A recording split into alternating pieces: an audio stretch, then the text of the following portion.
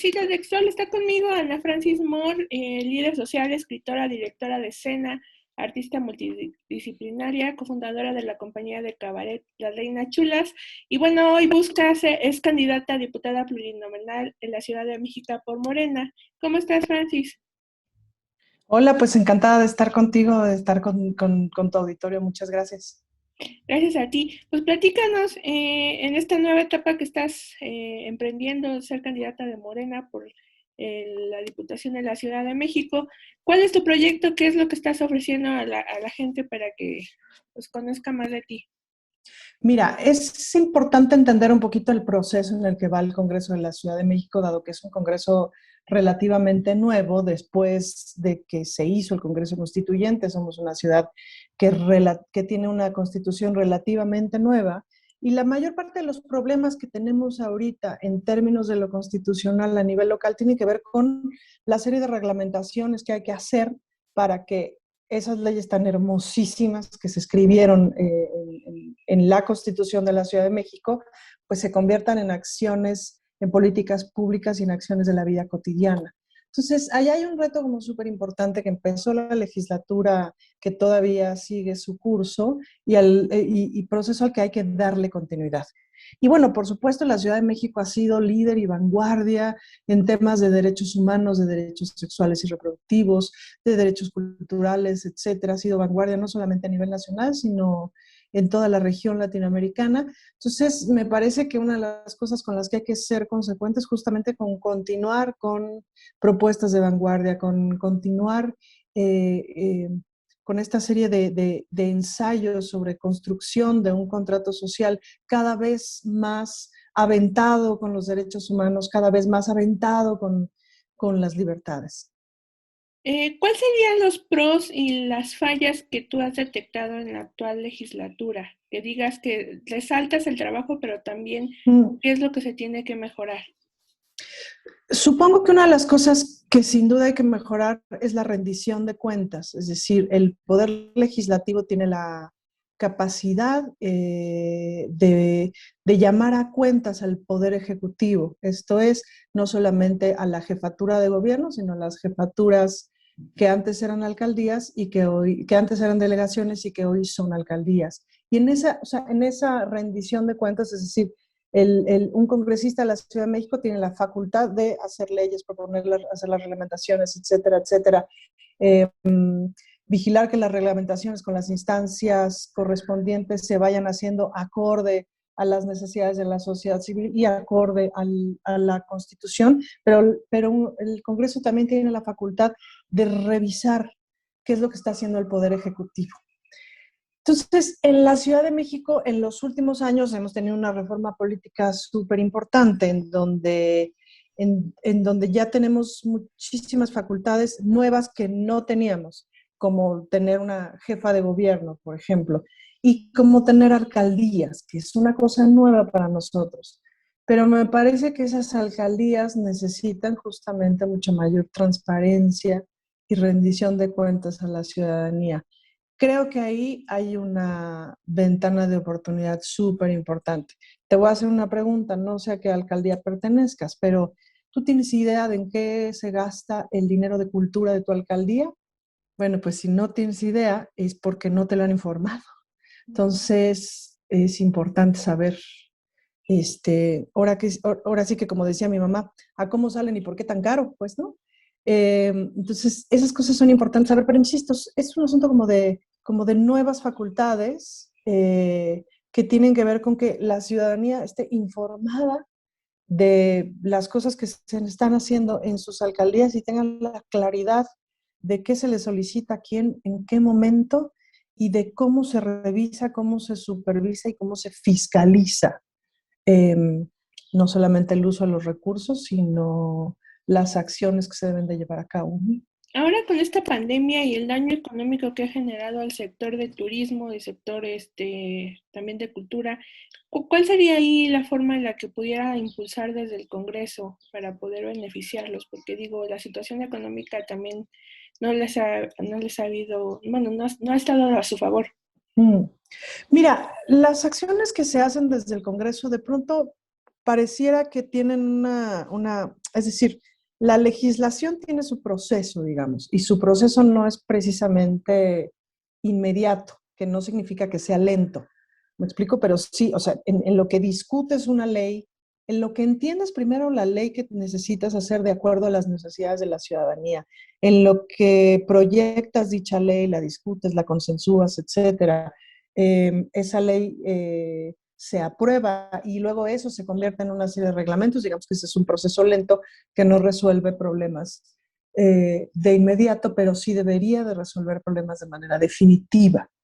Eh, entonces, en ese sentido, me parece que una de las cosas que habría que empezar a observar de forma más contundente es lo que tiene que ver con el desempleo, es decir, con el seguro de desempleo, con la renta básica, tiene muchos nombres y muchas posibilidades de nombre. No me parece que es un asunto solamente de la Ciudad de México, sino que hay que verlo a nivel federal, es decir, ¿qué hacemos las personas cuando no tenemos un empleo? ¿Qué hacemos las personas cuando cae justamente una desgracia, ya sea una desgracia para todo el mundo, como es una pandemia, o las desgracias de la vida que de pronto hacen que te quedes sin trabajo? Y pues en las democracias más fuertes del mundo hay un seguro de desempleo al que tú accedes y entonces mientras encuentras trabajo, bueno, no te mueres de hambre. Y eso es algo que habría que tener en este país y que quizás la Ciudad de México podría empezar a proponer algo alrededor de eso de forma más seria e importante. Pero me parece que es un proceso largo, complicado, complejo, pero la observación de la inequidad en la que estamos, la observación de la fragilidad de nuestras condiciones en términos de ingresos económicos, me parece que esa hay que entrarle ya. Es decir, de alguna manera tenemos que ya, el gobierno tiene ya que proponerse solucionar qué pasa cuando una persona no tiene trabajo. ¿Cómo has visto el desempeño de la actual jefa de gobierno? Bueno, la verdad es que yo estoy muy contenta con esta jefa de gobierno. Ha sido un amor en creciendo, digamos.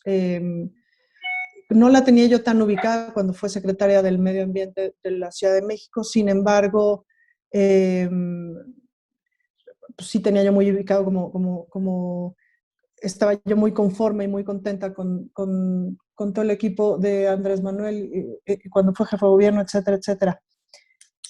Cuando se hace candidata, ella tiene una serie de reuniones con determinados grupos y yo voy a una de esas reuniones que fue con un grupo de artistas y la verdad es que me cayó muy bien, me dio muchísima confianza, le hice preguntas que eran complicadas, bueno, desde mi perspectiva eran complicadas y me las respondió con una claridad tremenda y a partir de ahí la verdad es que he dado un seguimiento importante a su trabajo, pues porque soy una ciudadana, muy activista y muy chilanga. Y me ha gustado mucho como el orden, eh, el- el- la aplicación del pensamiento ordenado y organizado para justamente gestionar las grandes problemáticas que tiene esta ciudad. Recuerdo, por ejemplo, que en aquella conversación con los artistas, justo ella nos contaba de la bronca tremenda del agua por la desorganización del agua, o sea, porque de plano en algunos lados era de ciérrale a la válvula y ábrele a la válvula, pero estás hablando de una de las ciudades más grandes del mundo, que tendría que ser un asunto súper automatizado, donde las fugas estuvieran súper localizables y que fuera algo muy atendible de forma automática, que fuera algo muy tecnologizado, un sistema muy inteligente, logísticamente hablando, etcétera, y no lo era. Y está haciendo esa transformación. Me gusta, por ejemplo, que se basa en datos, ¿no? En datos de cómo estamos y cómo le vamos mejorando y entonces los indicadores, etcétera, etcétera. He dado mucho seguimiento a todo lo que tiene que ver con la alerta de violencia de género, que presenta estos informes cada 25 de mes, cómo han bajado muchos delitos, como justamente el feminicidio todavía tiene muchísimo pendiente y los problemas que eso significa, pero todas estas estrategias de prevención del feminicidio que se organizan, eh, pues desde el Instituto de las Mujeres de la Ciudad, con la Fiscalía, etcétera, etcétera. Entonces, la verdad es que le tengo mucha confianza. Me parece que todo lo que tiene que ver con el manejo de la pandemia en la Ciudad de México Han ocurrido cosas ejemplares. Me gusta, por ejemplo, que me habla con la verdad, es decir, cuando los primeros días de vacunación, las filas de 4 horas, no sé qué, y en este informe que da todos los días, como dijo, bueno, sí, tuvimos errores, los vamos a ir mejorando y seguramente cada vez nos va a salir mucho mejor. El cambio de pronto de tener muchos puntitos de vacunación a tener megacentros de vacunación en donde todo sea más operativo, más eficiente. Me gusta su eficiencia, me gusta que es una política moderna, que no echa choro, sino que hace. Y a mí que no me echen choro y que hagan, es una cosa que me gusta mucho. Por último, ¿por qué votar por Morena? ¿Por qué mantener ese liderazgo que tiene en el Congreso? Bueno, es importante que comprendamos que las candidaturas plurinominales no aparecemos en la boleta, sino tiene que ver por el número de votos que junte un determinado partido político. A partir de ahí se asignan un determinado número de diputados plurinominales. Ahora, ¿por qué votar por Morena? Porque sí, sin duda que hay una invitación a votar en lo que tiene que ver el Congreso Federal y, por supuesto, en lo que tiene que ver con el Congreso local, a votar todo por Morena, pues porque se están haciendo grandes cambios y grandes transformaciones y eso genera un montón de resistencia. Y ustedes lo podrían observar, por ejemplo, a nivel personal, cuando tenemos que hacer grandes cambios, cuando tenemos que de repente cambiar de escuela a nuestros hijos o de repente cambiar de trabajo, pero no estamos absolutamente seguros, o de repente mudarnos de colonia por ciertas circunstancias, los cambios generan un montón de resistencia. Siempre está la duda de si no hubiéramos estado mejor no movernos del lugar, nos da susto movernos, etcétera. Entonces está ocurriendo un gran cambio, está ocurriendo una transformación sin duda necesaria. No puede ser, yo les pido que recuerden el 2017, en el sismo del 2017, no puede ser que aquel gobierno no hubiera sido capaz de poner 20 puntos de emergencia en menos de 24 horas y cómo tuvimos la sociedad civil que salir, ahora sí que entrarle a los fregadazos y accionar muchísimo más rápido que el gobierno. Eso no es posible, eso no está bien, eso no puede ser, eso a mí no se me olvida.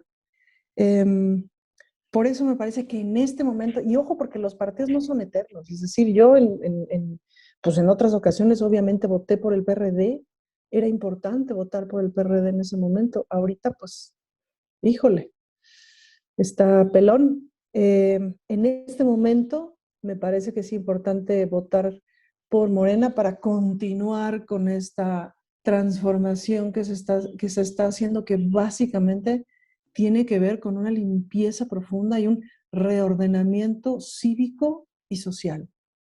¿Algo más que quisieras agregar?